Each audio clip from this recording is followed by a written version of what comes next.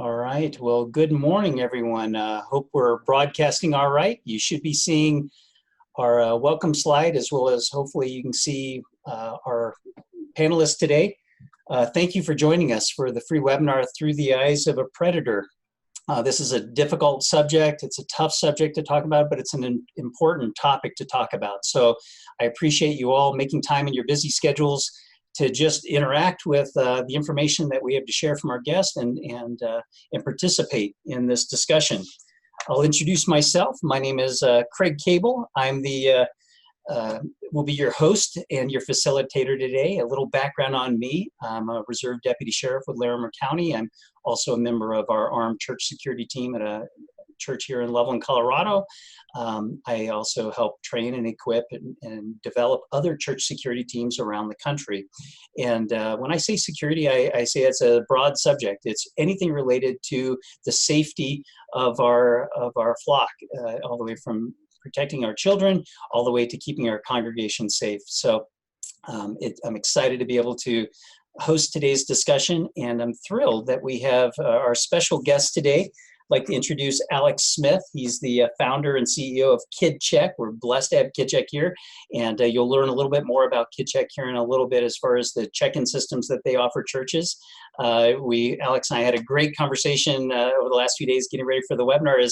As a Reserve Deputy Sheriff, I love interacting with my fellow men and women in law enforcement, and Alex is a former police officer from California and comes with a wealth of information and knowledge and a base of understanding. Also his involvement in ministry and coupling his safety and security training with everything he does to keep churches safe. Thrilled to have Alex with us. I'd also like to introduce my special guest, Angela Lewton, also from KidCheck, and she's a child protection specialist and a wealth of information and knowledge when it comes to all the different research and trends that are affecting our local church as it especially relates to child safety. Thrilled to have you both on the webinar today. Thank you for joining me. Thanks for having us, Greg. Yeah, thanks for having us. You bet, you bet. Well, Alex, let's, in fact, just so you're not distracted by my big mug looking at it, I'm gonna go ahead and turn my camera off, and that way you can kind of focus on the slides. But we want to know a little bit about, tell us, for those who aren't familiar with KidCheck, maybe tell us a little bit what KidCheck does. Yeah, KidCheck is a secure check-in system that we started building about 10 years ago, really looking at the need for churches to have really a security-focused check-in platform rather than just an attendance-focused check-in platform. That's kind of what really drove KidCheck and its development. And over the last 10 years, we've really never stopped developing the product itself. So we are in a number of churches all over the world, as well as a lot of non-church organizations as well, like gyms and daycares, that kind of thing. So it's been a fun ride. Yeah, absolutely. Well, I know I travel around meeting with a lot of different safety team ministry leaders, not only in my role in church security, but also my role as a business director here at Group Publishing.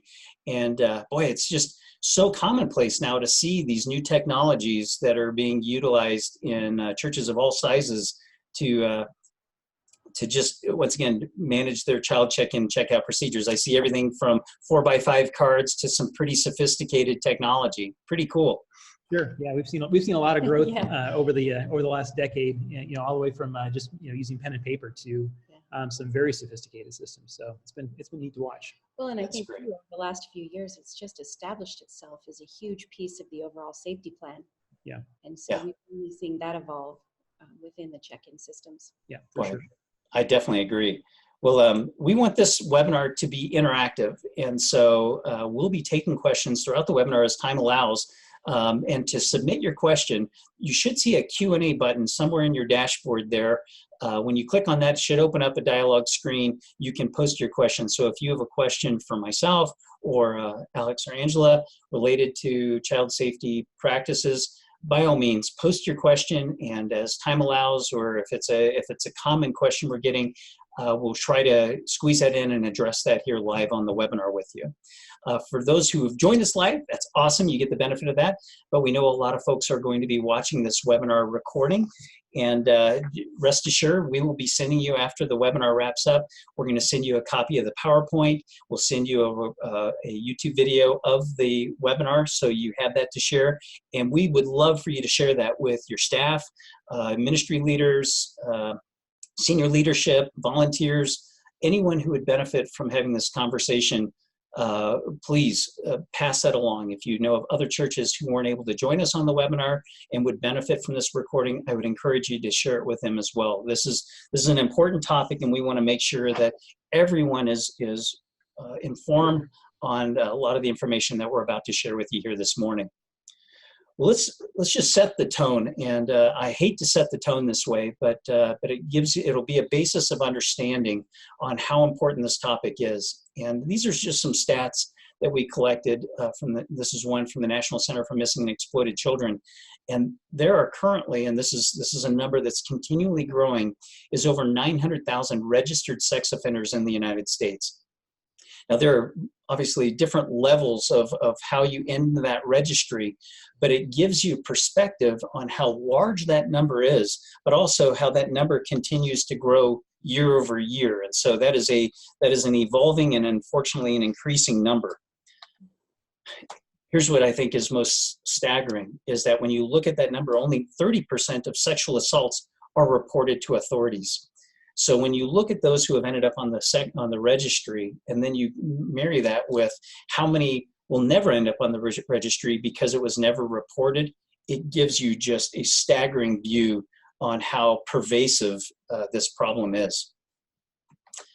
There's another stat that I found just mind-boggling, is according to these were different insurance companies had done an independent study of specific to over 165,000 Protestant Christian churches, that there were over almost 8,000, 7,100 claims of abuse by clergy, church staff, congregation members, or volunteers between 1987 and 2007. These were just 165,000 churches of the 300,000 churches. So if you consider there are approximately maybe 350 between Christian Catholic parishes as well as Protestant churches, it gives you a perspective on how prolific, once again, the claims are as it relates to abuse. These are just Protestant Christian churches. This was not the Catholic view into that number. When you look at that and add the math, that's an average of 260 claims of sexual abuse per year. Once again, just a staggering number. So I think it begs the question, and that's really the focus of today's webinar, is how do we mitigate that risk? How do we shore up our protections, and how do we put safety and security measures in place that protect our families and our children and our ministries? And so one way to broach that question is, what are some of the characteristics of a sexual predator? So while we're looking for this predator, what are the types of things maybe we look for? And I'm going to toss the ball over to our friends from KidCheck because they are a leading authority in a lot of these different characteristics. You want to start? Sure.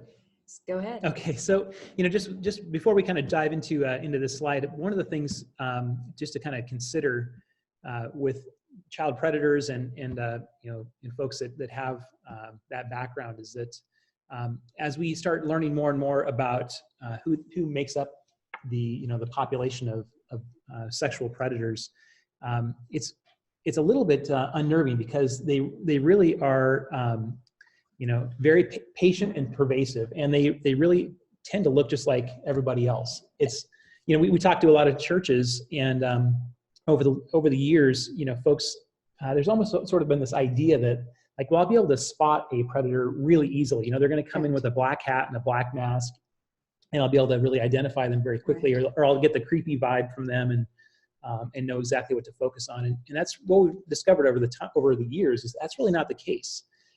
You're right. There really is no type. We're starting to see the divide between male and female lessen. We're now at about 50-50. Predators often come from all different sorts of backgrounds. We do see some very pervasive characteristics, though, personality characteristics. And, you know, Alex often mentions, when you take a look at this list, it truly represents the perfect volunteer. Yeah. And so with that being said, we know from mounds of research that there are so few of us, a very small percentage, that can ever tell when someone is being deceptive or lying or is a chameleon, being able to fit into whatever environment they're in order to get what they want. So it's just important to note that there really is no one-size-fits-all profile. You're going to see men, women, rich, poor, educated, uneducated, but we do know a couple of things that have been consistent. One is that predator behavior is highly predictable and very repetitive. So it is so important to note that once they find a process that works for them, they rarely, if any, deviate from that. Now, that doesn't mean that they won't change themselves to fit the environment that they're in.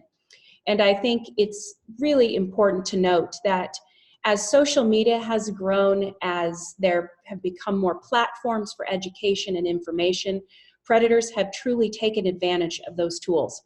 Right now, we're seeing that there are entire websites dedicated to educating predators on how to infiltrate churches, how to speak the language, how to look for the loopholes, how to target specific children. They're educating themselves. Now, often, one thing that we're seeing recently that we haven't seen in the past is that more than likely, if your organization has one predator, it will have others. And this is not because they're connected in any way, shape, or form. It's simply because predators look for specific things within organizations. And we're going to talk about that today. But we want to leave you in terms of the characteristic profile is that there really is no one size fits all. As a matter of fact, if you go back to the slide before this, Craig, okay, where we had several different faces up, this is often a slide that we talk about in our presentations. And what we ask people to do is to set aside any preconceived notions that you may have of what a predator looks like. And I want you to look at this slide very carefully. Now, we did throw one in there that most people will know, and that's Jared from Subway up in the right-hand corner. But I want you to look at the rest of the people. And for a moment, just think about if you had to visually identify what you think a predator would look like, which one would it be? And so we usually give people a few minutes to take a look at that. And then we go back to the fact that every single person on this slide is a convicted child predator. We have a cheerleading coach. We have a Sunday school teacher. We have a kindergarten teacher, which, mind you, when she was discovered, she had over 400 files of child pornography on her laptop. Every single one of those files had been produced within her kindergarten classroom. Also, the year that she got discovered, she won Teacher of the Year. So that should give you a good estimate as to how far predators will go in order to meld into their environment. We also have a Harvard professor as well as a Hollywood casting agent, a football coach. There really is no significant profile. Wow. Wow, that's once again staggering, especially when you, like you said, they look just like everyone. There is no one individual characteristic. But Angela, you hit this on, so obviously we identified a few folks who had gained access through schools, but there's some unique challenges, I guess, unique vulnerabilities when it comes to our churches. So why would a sexual predator target our church? Let's talk a little bit about some of those things. Those are that's a great thing to talk about. There's churches, I think, just as an overarching idea, they have two different things that sexual predators look for in an organization, whether it's a church or not. And the first one is obviously there's a large number of kids that they can get access to, as well as churches have a very redemptive nature, just sort of built into it, because we all have issues in our backgrounds and things that we've have been forgiven for, and we want to extend that grace back out to everybody. And so even if somebody has a known history or known past of child abuse. We want to believe that they've changed and they're a different person than they are, and all, that kind of opens the door up for them as they go forward. So that's a big part of it. Absolutely. And when predators evaluate organizations to target, they really look at areas of opportunity where they can gain access and control. And usually what this means is you find often that predators will quickly rise in the ranks of many organizations. Oftentimes they're in leadership positions, or they're in roles where it will be really tough to advocate to protect children by using them. And what I mean by that is it's hard to question them because of their roles and their responsibility. So we do often see those who are truly targeting churches looking for that access and control, but also the ability to rise up very quickly into leadership within the organization. And, the stats that you have always shock me. I think I've seen these thousands of times, but the fact that 90% of predators identify as religious or highly religious, and that a large portion of them attend church on a regular basis, really gives you a good perspective in the fact that they're always watching. And, over the years, we've just really tried to drive home the point with leadership that if leadership, the very tip of the spear of your organization, supports child protection and creating a safe environment for all, that says a lot, because predators really look for that. They look for that support of, is this church going to be the one that's going to have all these boundaries up in front of me? And so access and control are things that they really look when they evaluate organizations to infiltrate. I think as I go around and meet with a lot of churches, I would say a lot of churches are now, it's becoming fairly common practice to perform a background check. And as a background check provider, Shepherd's Watch background checks the group offers, we want that. That's a positive thing. And that is an important first step towards protecting our kids. But what I find oftentimes is that's the only step they've really taken. And it is a tool, it is a screening process. But as that last bullet point, indicates, less than 10% of child sexual abusers are criminally prosecuted, meaning 90% will not show up in a background screening. So if background screening is your only defense to safeguard kids from having a sexual predator having access to them, that is not the single method for protecting our kids. Craig, so that's a great point. And, if we look at the statistics you had on a previous slide where you mentioned that you have 900,000 convicted sexual predators, and only 30% of cases are even reported. And then out of the 30%, only less than 10% of those are actually even prosecuted. Right.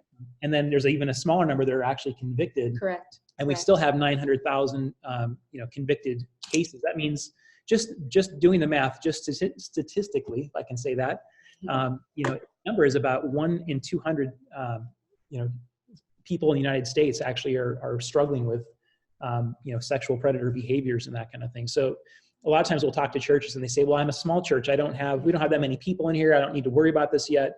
If you have over 200 people in your church, there's a predator in your midst. That's correct. Wow. And the one thing also to note about background checks is we've seen over the years, based on numerous cases, that those just aren't the silver bullet that they used to be. And that's simply because oftentimes background checks don't include federal or criminal cases in other states. So there's all these red flags that are often missed. And it's just really important that if we're talking about evaluating somebody for direct access to children, we need to take that background check up a notch with fingerprinting. We need to run them through the FBI database and all those types of things. We've got the state-by-state sex offender registry and child abuse registry. We need to take that extra step and really utilize backgrounds to look at all those available forms of information. Boy, that's a great point, Angela, is that your background check shouldn't be the least expensive, most convenient. It needs to be appropriate for, one, the access this person's going to have, but that you've truly made every effort to safeguard your church.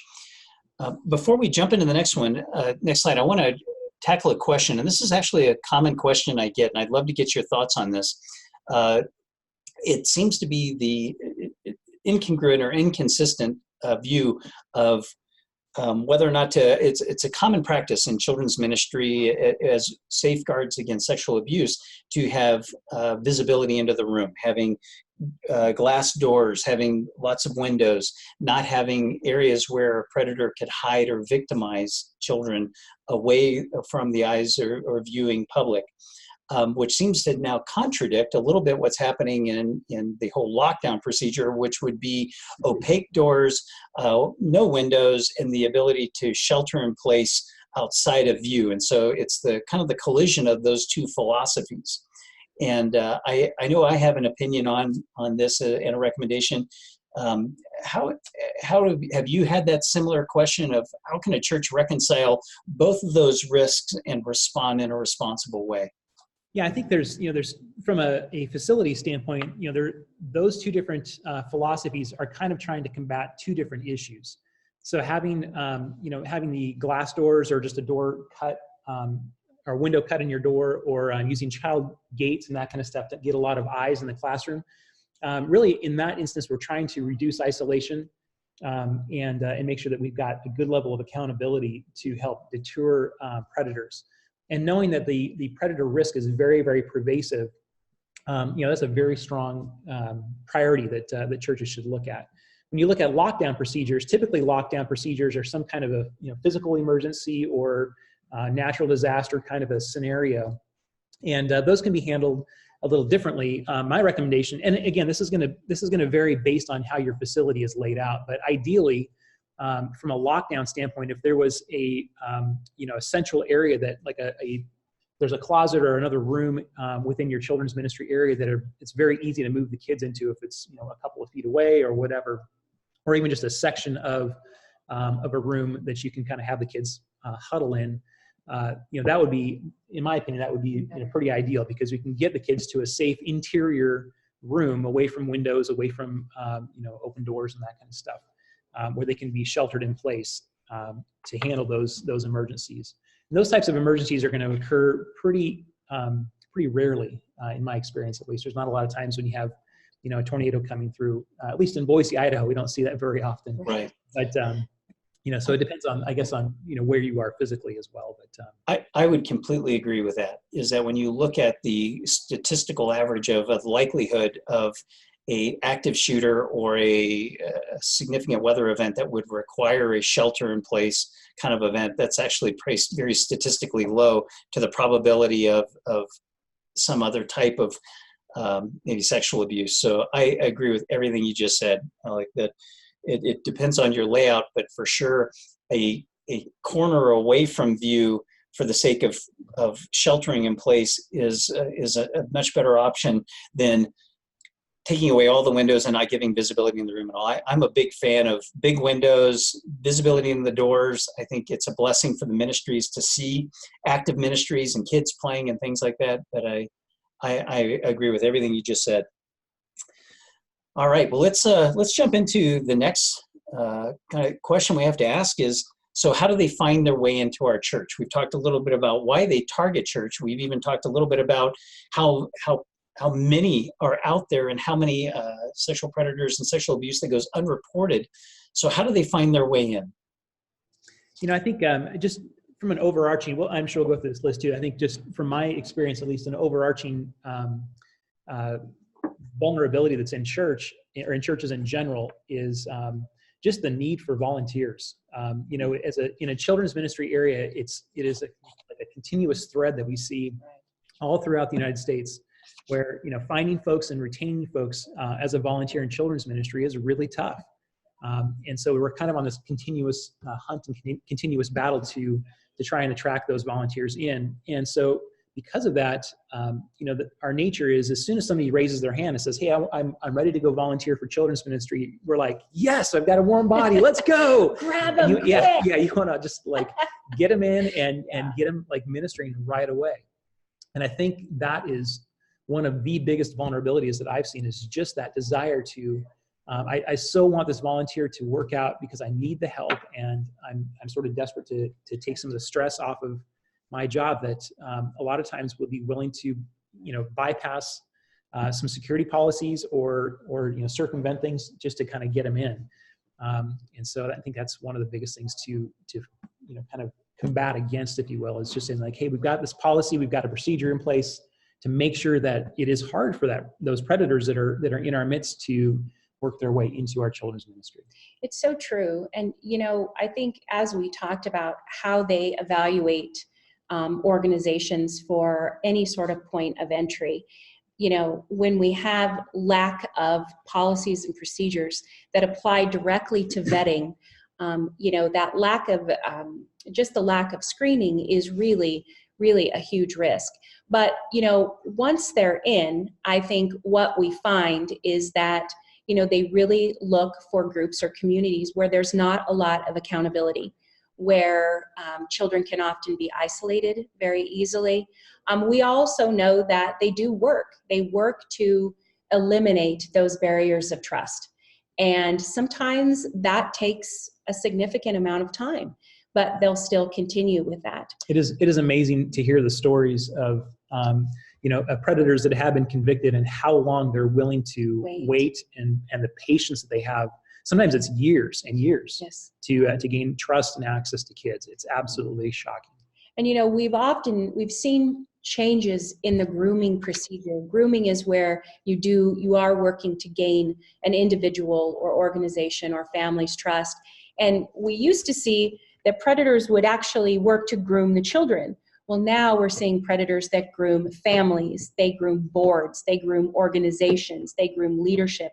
The grooming practice in and of itself has really widened. So the net has gotten larger because if a person knows all of these different points of connection for a child, they're less likely to be questioned. And so I think it's just fascinating how we're starting to see predators really begin to work the systems in terms of getting into organization, because they know that as soon as a community or an organization drops their guard, that's where they can gain access to children. And by gaining access to children, they can quickly identify their victims. And we've often seen how predators identify victims, because I think that's a very big question. And they identify them by, how does this child interact in their environment? Are they on the outside? Are they resistant to leadership or teachers? Do they keep to themselves? Do they isolate away from activities? Because as they look at the group of children before them, they pick out their targets pretty quickly. We know that from other, interviews and things like that. And that's where the process of grooming begins. And oftentimes it's innocent behaviors. It's really getting to know a child. It's, moving into their world to find out a little bit more about them, what they're facing, the challenges that they have at that point in time, and then they work to make the child comfortable with them. And as they work to sort of increase this comfort level, they oftentimes will transition to more risky behaviors. And a lot of times those behaviors could be anything as simple as a inappropriate joke. It could be a video of a sexual nature that they show from their phone. It could be a suggestion of, I can teach you how to do this. This is really a popular thing to do. So those behaviors of interaction become a little bit more risky. And as they become more risky, they become more sexualized. And then once the sexuality is introduced, oftentimes if a child is extremely comfortable with that, that's when the abuse occurs. But I think it's also really important to note that oftentimes in a church setting, we look at things through the eyes, through the labeling of sin versus a crime. And I think this has been a big challenge for churches, because anytime we're having maltreatment towards a child occur within our organizations, it is a sin, but it is also a crime. And that crime needs to be reported. And so that differentiation really needs to take precedence over, we keep this within our walls, We don't share our dirty laundry. We will deal with it here. A crime is a crime, and it needs to be reported. Mm. Boy, I appreciate your view of you're really grooming an organization to target a child. And when you see kind of all of these bullets, you kind of see just how methodical that is. And it's oftentimes our own desperation for volunteers. Like you said, we drop our guard and don't go through the steps. Think of how many churches are going to be offering a VBS this summer. And we're blessed to have all these churches who will be doing our Roar VBS. But out of a lack of volunteers, they're going to probably, their safety and security processes and procedures will likely be diminished in some way just because they lack the resources. And if you're going to risk anything, it just can't be that you risk a child. Right. Correct. And I don't know if you mentioned this in the beginning, but the number one reason churches are taken to court today is an allegation of sexual abuse. Yeah. And I think we've all seen a plethora of examples where even with an allegation, people are often tried and convicted in the court of public opinion. So as houses of worship, and we really see one allegation can do substantial damage, even if not proven adequately, to the trust inside and outside of a church. And it takes years to rebuild that back up again. Yeah, no, it's absolutely true. I'll address a quick question in the event that others maybe perceive this. Earlier, I gave a slide of a study that was performed by 3 church insurance companies, and they revealed stats specific to the Protestant churches. And those stats were because those specific insurance companies only serve Protestant churches. So just to be clear, the stats that were providing the information as far as the breadth of the numbers of sexual offenders, the way they're finding in, this is not specific or exclusive to a Protestant church issue. This is across all spectrums of houses of worship. So just to be clear, that one slide was specific to Protestant churches, but everything we've shared to this point has really been across the whole gamut of all churches. And if we could say just one thing about insurance, since you brought that up, oftentimes churches don't realize that abuse and molestation liability coverage is not within their policy. So oftentimes we see that being a key component, and it goes by different names depending on your insurance provider. I've seen it called abuse and molestation liability, improper sexual conduct, and physical abuse liability. It also goes by abuse, molestation, legal expenses. These are all add-ons to current policies. And, that insurance is something absolutely worth looking into if you don't already have it. Now, I know that in order to gain that insurance, there are certain requirements that churches have to meet in order to be insured with that extension of their policy. And so it really does raise the question of what are you covered for and what are you not covered for?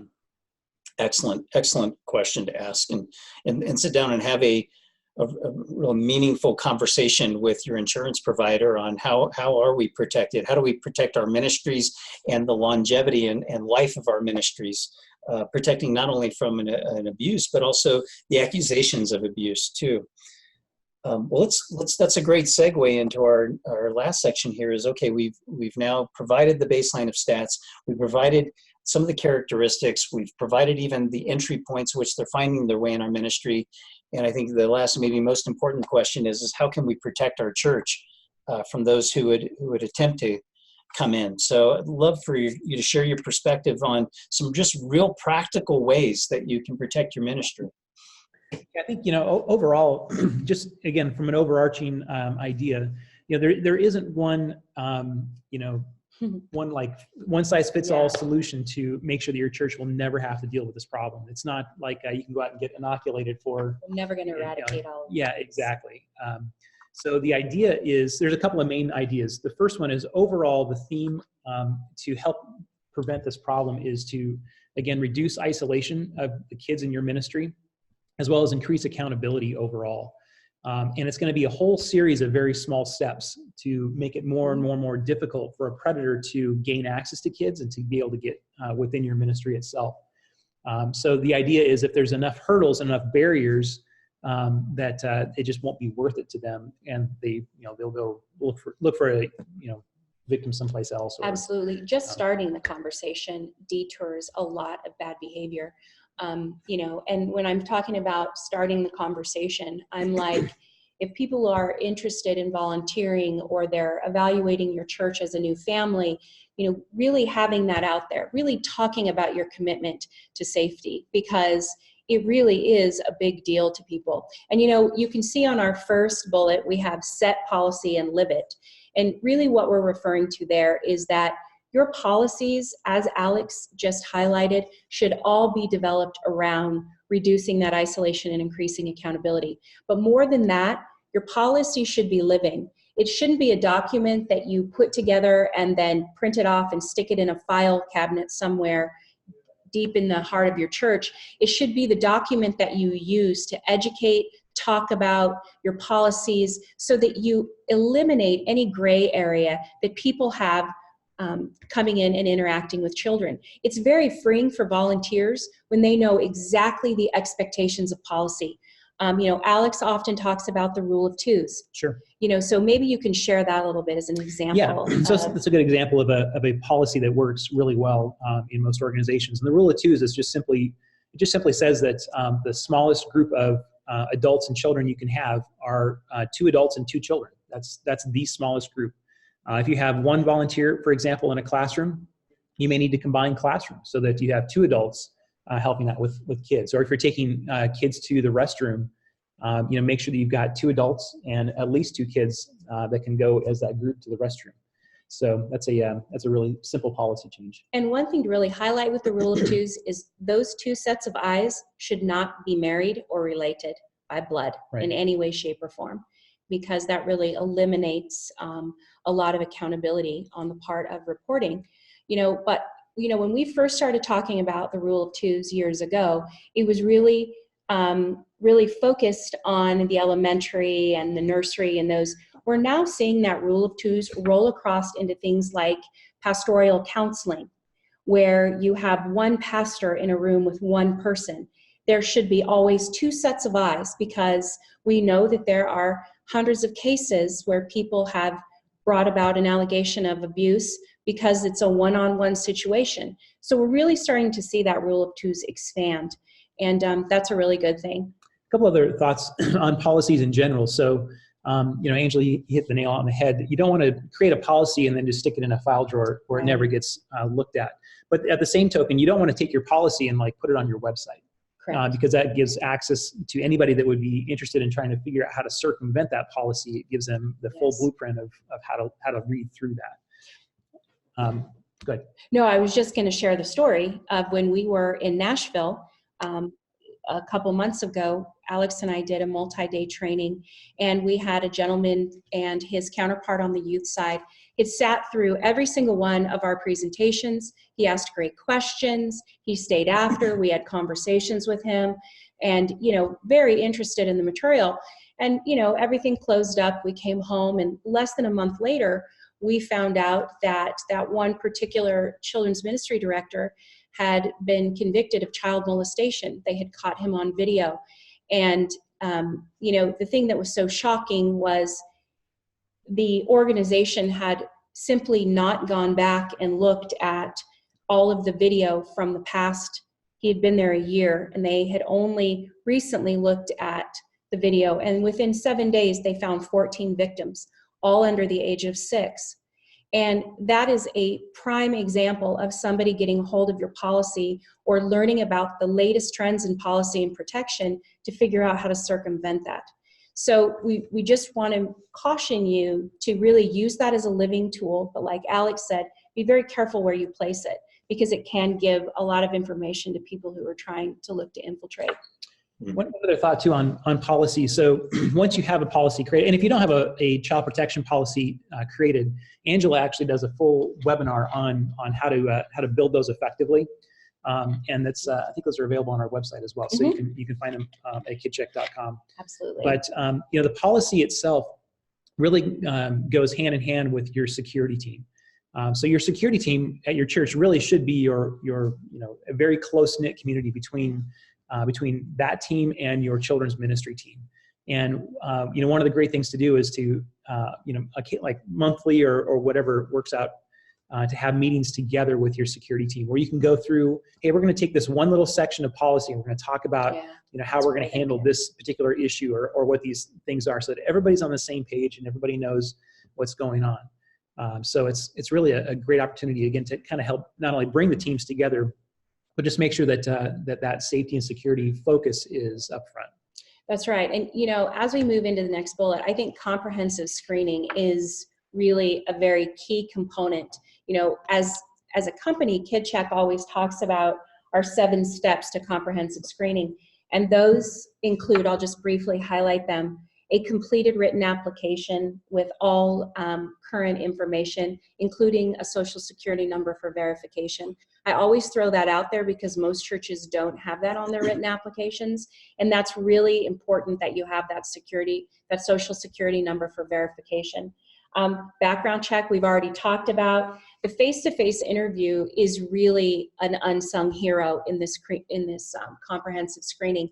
And the reason that is because when you meet with someone face-to-face and you ask them very important questions, or oftentimes sensitive questions, you can tell a lot about an individual by how they react to questions, what they say.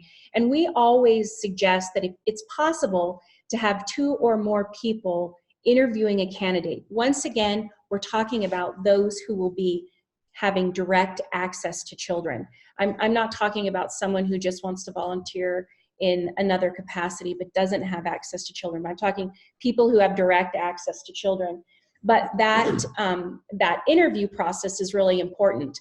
And I know that we've got the personal interview guide as the free download, but being able to ask questions like, have you ever been accused of, pled guilty to, or been a party to any childhood abuse, neglect, or any other crime against a minor?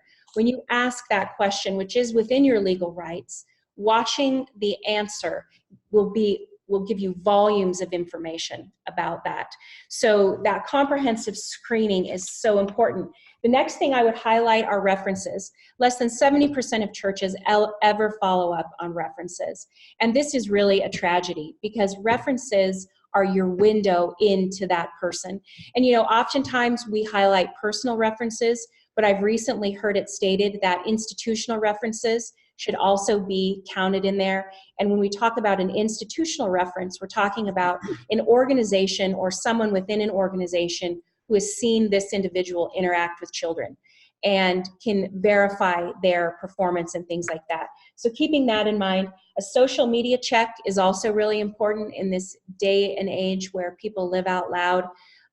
We don't have time to go into it today, but we often we encourage people to offer a waiver with the written application that's signed when they turn that in, so that they know that you're going to be accessing their social media, to make sure that there's no, material that is presented out there that shouldn't be. The next is a motor vehicle report, which gives you an abundance of information on people and their driving record, especially if they're going to be transporting children. And then last but not least, the waiting period. So those steps in comprehensive screening are sort of the baseline for how you should be looking at individuals. Yeah, absolutely. And that's a whole nother training in and of itself. So right, there's so much there. Really quickly. I know it's a lot of information. But honestly, what we find as a background check provider, most people aren't informed on the background checks that they're providing. They think they're getting something and they're not getting it. That's and correct. So just being a good steward of, are you getting the background checks you're looking for? Does your state report all counties, or do you have to do a county by county search? What is it giving access to? Don't just have that be a checkbox to just go, okay, check, done. You have to be an informed buyer when it comes to what type of background checks are needed and how comprehensive is that screening. Craig, that's an awesome statement, and just brings up a really good point. because not all background checks are the same, right? It's, every state can be a little different in terms of how they report information back up, if it gets reported to the county or to the city or to the state. And, a background check provider that is providing good comprehensive screening should be able to know that on a state-by-state, county-by-county basis. And I know that Shepherd's Watch is very well thought of in terms of being able to provide that information in the detail that you want.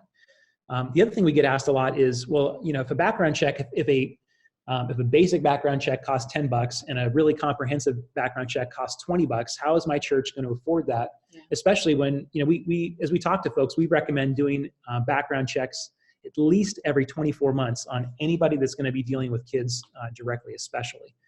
So it's a continual expense that's going on. And some of the solutions that we've seen for that have been pretty elegant, in that you just ask the candidate to cover the expense of their own background check. For most volunteers, for me to spend $10 or $20 to cover that expense is, if my heart is really into wanting to serve and be part of the ministry, I'm not gonna have any problem in terms of paying for part or all of that. And I think that's a really good, again, besides like the face-to-face interview, it's a really good thing to kind of watch how people respond to that, and you can kind of gauge where their heart's at.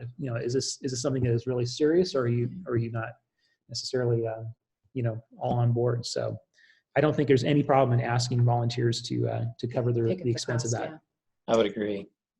And then, the next one, drop off and pick up. Of course, we're talking about a check-in and check-out process. And, as we mentioned earlier, it's really a very large piece of the overall safety puzzle. And no longer is it just viable to get away with just simple attendance tracking. Now, it's really important that those who are making decisions for children and running programs have access to information on the fly. And, I think one thing, if you're evaluating check-in systems, the mobility of information that you require as a director or a family ministry pastor is really important. And so that drop-off and pickup is definitely a part of the safety puzzle. But what you can do with that information is really where you can take steps to make better decisions on protecting children. And oftentimes now, we're seeing security teams that actually have access to certain mobile applications and things like that, where they too can have access to information within the classes. It helps also to protect and prevent. So that's another big one. Did you want to share any? Yeah, no, I think those are all great points. I think, with KidCheck, for example, we really wanted to focus on the security aspect of the check-in systems. And one of the most important and critical things around that is just making sure you have really accurate information. We hear so many times that, folks in ministry say like, hey, I want to be a children's pastor. I don't want to be a database administrator. So having to ask parents, hey, can you fill out, another card to, update your information, and going through the database and updating all that kind of stuff. So the way that the system, at least we kind of approach the problem a little differently, in that because we're in a lot of different organizations besides churches, if mom and dad fill out and update their cell phone number, for example, at their gym, like if they're going to Gold's Gym, for example, your church gets that information instantaneously as well. So everything is always up to date all the time. You can always get a hold of parents. You can always contact them in case of any kind of emergency. And then we took all that data and we plugged that into your church management system, which we integrate with a good number of some of the most popular church management systems out there. So you don't have to be a database administrator. You don't have to focus on managing that. You've just got good information. You know exactly where your kids are. You know how to contact mom and dad in case there was an emergency. You can see status of all the background checks and really kind of focus on managing the ministry and let the computers do all of the administrative work for you. That's great. And then, on the onboarding and training one, I just am a real proponent of right out of the gates, when you're onboarding potential volunteers and you're doing your weekly training or however you do that, it's so important to talk about your commitment to safety, your policies, what you do to evaluate, how you are working to keep your children safe or improving child safety across the board. So just during that onboarding and training, having those discussions and making it known. And then I think the last two sort of go together, just encouraging transparency. And what we mean by that is oftentimes in organizations where we see a lot of scenarios of abuse bubble up, they happen in environments where the culture is, I don't want to say anything, or I don't feel like I can say anything. You really want to create an environment where transparency is available to everyone, so that if somebody sees something, they'll say something. And if nothing comes out of it, that's great. That's wonderful. But if something does come out of it, you want that person to have the certainty that, that they're not going to get in trouble, they're not going to be ostracized from the organization. So that transparency is really key. And then prioritizing communication. You should be talking about all of your efforts to improve child safety and prevent abuse whenever you can. And it should just be part of your mission for your organization. It should always be included in leadership's vision. It should be in all those places. So that's really what we mean by those last two bullets. And one other point too on that as well is that when you're looking at encouraging transparency and prioritizing communication, don't forget to prioritize that communication from kids as well, because so frequently a child can say something that just seems a little bit weird, and it's just easy to dismiss it. But oftentimes, they're the first ones to kind of communicate the abuse is going on. So if you're paying attention to what's being said, and if somebody says something a little weird, it's okay to go like, hey, can you explain that or unpack that a little bit for me, and just be paying attention.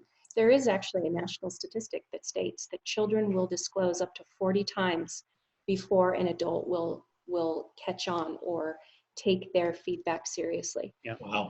That really is a lot of communication happening that's being ignored. We're just missing. Yeah, we're just missing it. Well, boy, your interview process, we felt so strongly that you had a great interview guide, just some tough questions, and what I loved about what your approach was, very consistent. It's not that you're deciding who gets these interview questions or another person doesn't. If you want to be a part of our ministry and being a part of our children's ministry, youth ministry, here's the interview questions we're going to ask. And we felt so strongly about the validity to these questions being an important step in that application and volunteer recruitment process, that you'll have that available to you as a free download. I encourage you to download it and incorporate that in your next interview with your volunteers. I thought, having sat through the sheriff's office screening process and they hook you to a polygraph, holy cow, it makes a huge difference when you have to be asked this and you're told, hey, this is not personal, this is the way we do business here, and we want to make sure that you're a good candidate for your church. I highly recommend utilizing that. Before we wrap up here, I want to hit on something. There's a question that came up, and I don't know how, and that, just so you know, the download will not be an interactive link in the PowerPoint. It will be sent separate with the PowerPoint presentation and the recording. So look for it in that suite of resources we're going to send you. But a question came in is, how do you handle people who don't have a social security number due to maybe immigrant status? People who want to serve, but they just don't have a way to check their background. Yeah, I think there's a couple of different things to think about in that. So if somebody does have immigrant status, they're going to have a green card with a national ID on it, some kind of an identifier that you can ask your background check provider if they can run a search off of that, either a state ID or a federal green card kind of status. If somebody is undocumented, for example, bringing them in as a volunteer, there's just such a huge risk. Because there is no information that is tracking with them. You don't know about any convictions or issues they may have had in another country. It's just a total unknown. And so I think it goes back to our first bullet point here, is that the policy of your church is going to be to background check people, and it's going to be to interview people and have as much information as you can about an individual. And when somebody is undocumented, there is none of that.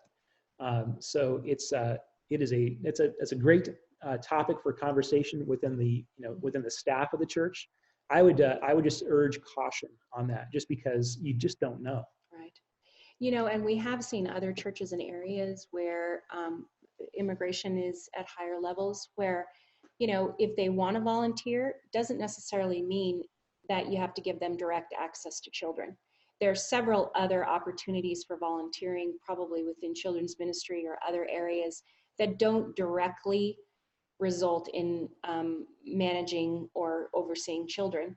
Because I think anytime, as Alex said, you cannot verify someone's history and background, your risk profile increases tenfold by putting them in charge of children without being able to verify anything. I completely agree. Well, let's, you both have shared some of the resources that are available, the 2x2, some of the great background check stuff. Sounds like your website is a wealth of information, not only on the KidCheck products, but also in great free resources.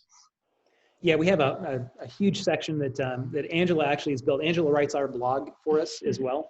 But that's one thing that's just been on our hearts since day one, is to help arm and provide information as much as we can for churches. And so we actually tour the country and do webinars on securing children's ministry, as well as helping build policy, all kinds of stuff. So on our blog, on the website, there's just a wealth of information from all of the different free resources to download, articles, tips and tricks, all kinds of stuff. So we highly encourage you to go check it out. That's great.